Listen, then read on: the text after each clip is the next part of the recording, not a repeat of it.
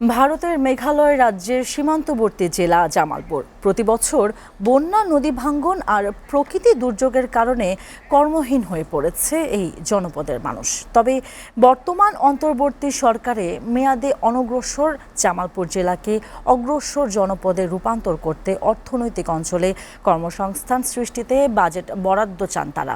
জামালপুর প্রতিনিধি ফজলে আলাহি মাকামের প্রতিবেদন। ওয়ালটন আবারও মিলিয়নিয়ার অফারে ওয়ালটন ফ্রিজ কিনে আপনিও হয়ে যেতে পারেন মিলিয়নিয়ার।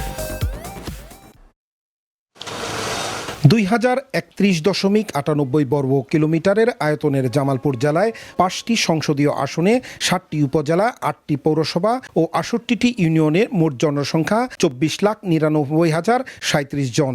অধিকাংশ মানুষ কৃষি ও নকশি সূচি শিল্পের সাথে জড়িত। রয়েছে মাত্র 2টি শিল্প কারখানা।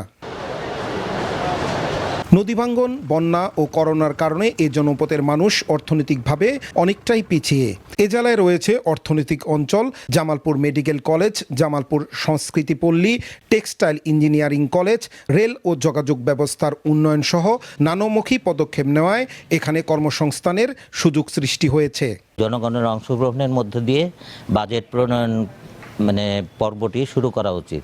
তৃণমূল সংগঠকদের মতামতের ভিত্তিতে প্রত্যেকটা জেলাতে আবাসিক প্রশিক্ষণের জন্য বিশেষ বরাদ্দ রাখবেন। নকশি বলি বাস্তবায়িত হলে আমাদের এই যে হাজার হাজার নকশি উদ্যোক্তা তারা এখানে একটি বাজার পাবে এবং বাইরের সাথে আমাদের যে পণ্যের রপ্তানির যে ব্যাপারটা আছে সেটা হয়তো আমাদের জন্য সহজ হবে।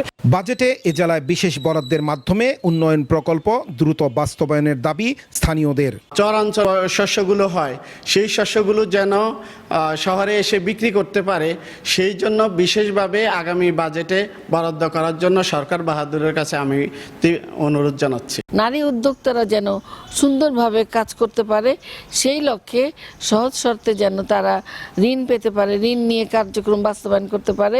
আগামী বাজেটে সম্পদের সুষম বন্টন, যোগাযোগ ব্যবস্থার উন্নয়ন ও বিশেষ বরাদ্দের দাবি এই অর্থনীতিবিদের।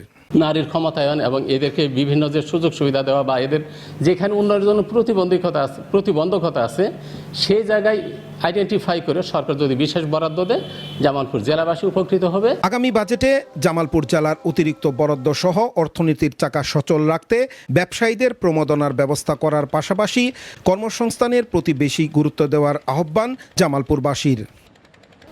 আগামী বাজেটে জামালপুরের উন্নয়ন প্রকল্প সমূহের দ্রুত বাস্তবায়ন, গ্রামীণ অবকাঠামোগত উন্নয়ন, নারীর ক্ষমতায়ন, যুবকদের কর্মসংস্থান সৃষ্টি করার পাশাপাশি দ্রব্যমূল্য সহনশীল রেখে শিক্ষা, সংস্কৃতি ও ব্যবসা বান্ধব জনকল্যাণমুখী বাজেট প্রণয়ন করে বাজেটে বিশেষ বরাদ্দের মাধ্যমে পিছিয়ে পড়া জামালপুরকে অগ্রসর জামালপুরে রূপান্তরিত করবে এই অন্তর্বর্তীকালীন সরকার।